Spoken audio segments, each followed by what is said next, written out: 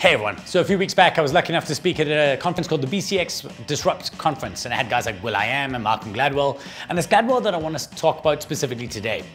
Gladwell took to the stage on day 2 and he spoke for 3 hours. He didn't have a single visual.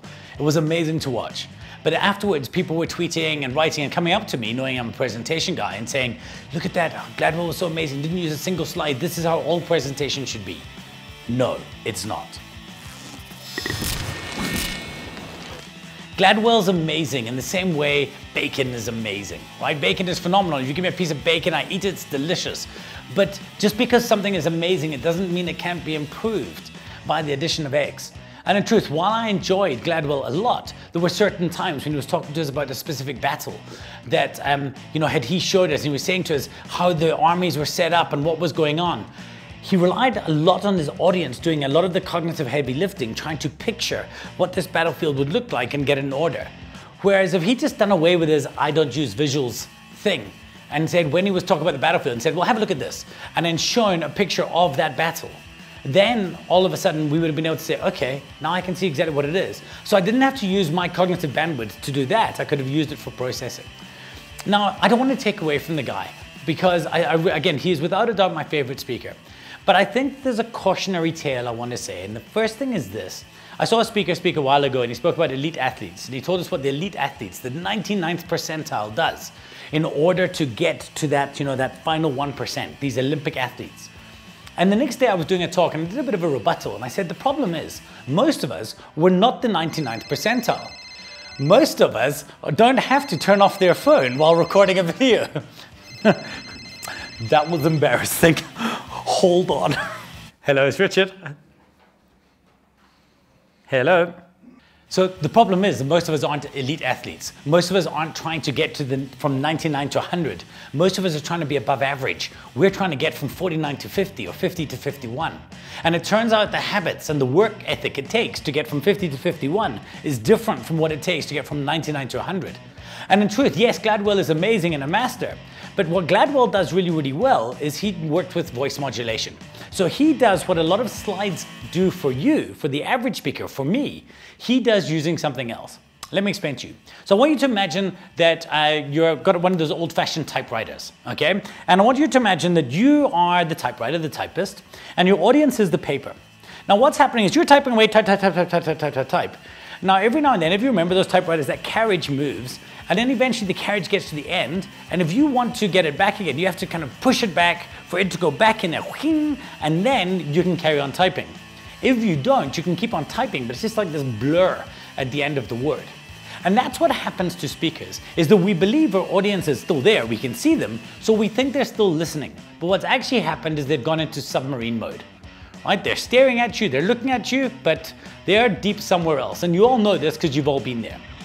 Now what most people do, and what we explain to people, is that when you actually take a slide, and when you change slides, so if I'm speaking and all of a sudden the slides change, all of a sudden you're looking again to see why the slide changed and what's happening there. And that is bringing you back into the moment again. And that act of bringing you back into the moment, even if that's all it did, if you were just changing from blue to red to yellow, even that would make your audience take notice and then pay attention to you again. Now, for me, it's that act alone. Take about everything else. That even then is worth it. Now what Gladwell does is he does it with voice modulation. So he'll speak and he'll say, and then this man walked in. He was a big man. He was, 6 foot tall. He was this. And he would walk into a room and his entire presence would change. The room would be alive. They would wake up and they would see him. And he would wait. And he would sit and look at each and every one of them. And then he would drop his bomb and he would do this. Here's a clip of Gladwell. You can have a look at it. You can see what I mean. Swear that if they're ever captured, they will not divulge a single detail of this particular device to the enemy, because it's imperative the enemy not get their hands on this absolutely central piece of technology.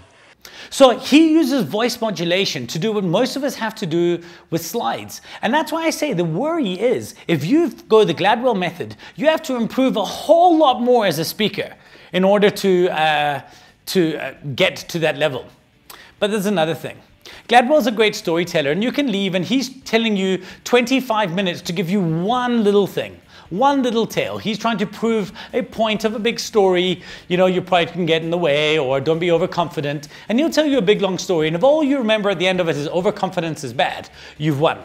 But for the most part, most of you are standing up and doing a presentation, or you're doing something different. You're trying to sell something or get a message across. It's a different mandate. And there you actually often do need some slides, because you need to understand that your slides are not there for you. Your slides are there for your audience. It's not there for you to deliver your presentation, but for your audience to retain it. And the way that human beings work is we have what's called dual channel processing. We hear things and we see things and we map them together in our brain, and we then commit them to memory. And if you're only talking to somebody like I'm doing now, only one part of your brain is effectively working. That is the audible component. But if I can take a really good visual, and if I can take a picture of the battlefield and attach it to my description of this general, then all of a sudden you're committing something to memory in a different way. We've doubled up on what you're doing.